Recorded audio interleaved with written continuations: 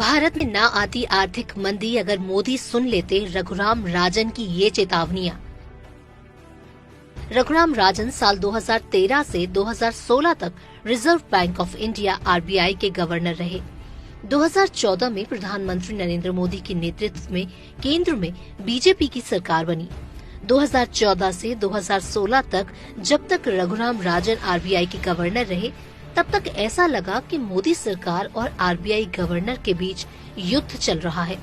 मोदी सरकार की ज्यादातर महत्वाकांक्षी योजनाओं पर रघुराम राजन सहमत नहीं थे। रघुराम राजन मोदी सरकार द्वारा जीडीपी के कैलकुलेशन के पैमानों को बदलने पर भी नाराज थे। नोटबंदी को लेकर रघुराम राजन को ऐतराज था, इसलिए मोदी सरकार ने सितंबर 2016 में उनका कार्यकाल आगे नहीं बढ़ाया। उनके बाद उर्जित पटेल आरबीआई के गवर्नर बने, लेकिन मोदी सरकार की बढ़ती दखलंदाजी से परेशान होकर उन्होंने अपना कार्यकाल खत्म होने से पहले ही 10 दिसंबर 2018 को इस्तीफा दे दिया। पिछले 3 दशक में उर्जित पटेल पहले गवर्नर थे जिन्होंने अपना कार्यकाल पूरा नहीं किया। इस समय शक्तिकांत दास आरबीआई के गवर्नर है। शक्तिकांत ऐसे गवर्नर हैं जो अर्थशास्त्री नहीं है। उन्होंने हिस्ट्री में एमए कर रखी है। उनकी सबसे बड़ी योग्यता यही है कि उन्होंने वित्त सचिव रहते हुए नोटबंदी और जीएसटी को लागू करवाने में अहम भूमिका निभाई थी। और तो और नोटबंदी के बड़े झटके के दौरान केंद्र सरकार का खुलकर बचाव भी किया था। देश के सबसे बड़े बैंक का गवर्नर अगर अर्थशास्त्री ना हो तो उस देश की अर्थव्यवस्था का क्या हाल होगा, ये अब दिखने लगा है। जीडीपी के आंकड़े जोड़ तोड़ करने के बाद भी 5 साल में सबसे कम 6.8% है। ऑटोमोबाइल सेक्टर 20 वर्षों में अब तक के सबसे खराब दौर से गुजर रहा है।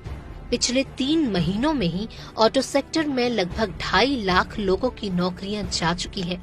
लेबर सर्वे की रिपोर्ट के मुताबिक देश में बेरोजगारी दर 6.1% है, जो कि बहुत ज्यादा है। रियल एस्टेट बर्बाद हो चुका है। नॉन बैंकिंग फाइनेंशियल कंपनीज बाजार में पैसा डालने से कतरा रही हैं।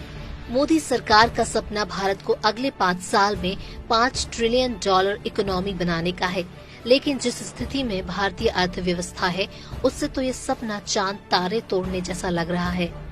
हाँ, अगर प्रधानमंत्री नरेंद्र मोदी अपने पहले कार्यकाल से ही रघुराम राजन की चेतावनियों को नजरअंदाज नहीं करते, तो इस समय भारत को आर्थिक मंदी का शिकार नहीं होना पड़ता। आइए आपको बताते हैं कब रघुराम राजन ने मोदी सरकार को उनके फैसले पर चेताया और अब उन फैसलों का क्या नतीजा निकला। शुरुआत करते हैं प्रधानमंत्री मोदी की सबसे महत्वाकांक्षी योजना मेक इन इंडिया से। मेक इन इंडिया नहीं होगा सफल। 12 दिसंबर 2014 रघुराम राजन की चेतावनी। मैं प्रोत्साहन दिए जाने के लिए किसी एक सेक्टर मसलन मैन्युफैक्चरिंग को चुने जाने के प्रति इसलिए आगाह कर रहा हूं कि ये प्रयोग भले ही चीन में सफल रहा है, पर भारत अलग है और एक अलग दौर में विकसित हो रहा है और हमें पता नहीं क्या ये सफल होगा। फैसले से क्या पड़ा असर। मेक इन इंडिया योजना दुनिया के बाजार में भारत की स्थिति को सुधारने में सफल नहीं हुआ है। वर्ल्ड ट्रेड ऑर्गेनाइजेशन के आंकड़ों के अनुसार 2017 में कुल ग्लोबल मैन्युफैक्चरिंग एक्सपोर्ट में भारत का शेयर 1.7% था, जो 2014 के 1.6% से थोड़ा ही ज्यादा है। रेटिंग एजेंसी क्रिसिल के मुताबिक 2018 से 19 में भारत की जीडीपी में मैन्युफैक्चरिंग सेक्टर का शेयर 18.2% है। मेक इन इंडिया लॉन्च करते समय मोदी सरकार ने साल 2022 तक जीडीपी में मैन्युफैक्चरिंग सेक्टर का शेयर 25% तक बढ़ाने का लक्ष्य रखा है, जो अब असंभव लगता है।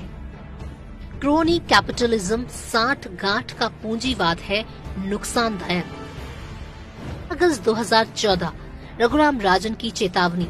क्रोनी कैपिटलिज्म से पारदर्शिता और प्रतिस्पर्धा नष्ट होती है तथा ये स्वतंत्र एंटरप्रेन्योरशिप, अवसरों के विस्तार और आर्थिक वृद्धि के लिए नुकसानदेह है।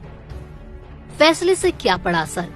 रिजर्व बैंक ऑफ इंडिया की हाल की रिपोर्ट के मुताबिक पिछले 3 वर्षों के दौरान बैंकों ने 2.4 लाख करोड़ रुपए के बेड लोन को राइट ऑफ मतलब बट्टे खाते में डाल दिया है।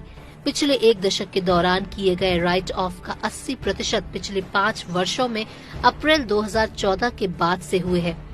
पिछले 10 वर्षों के दौरान कुल राइट ऑफ 7 लाख करोड़ रुपए रहा है।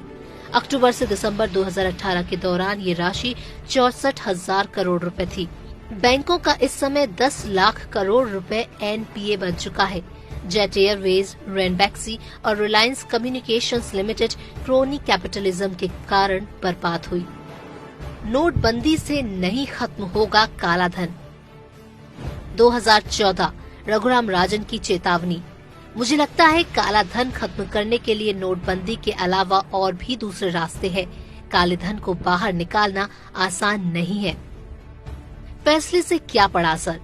नोटबंदी से काले धन में कोई भी कमी नहीं आई है। आरबीआई की रिपोर्ट के मुताबिक 99.3% 500 और 1000 के पुराने नोट वापस आ गए हैं।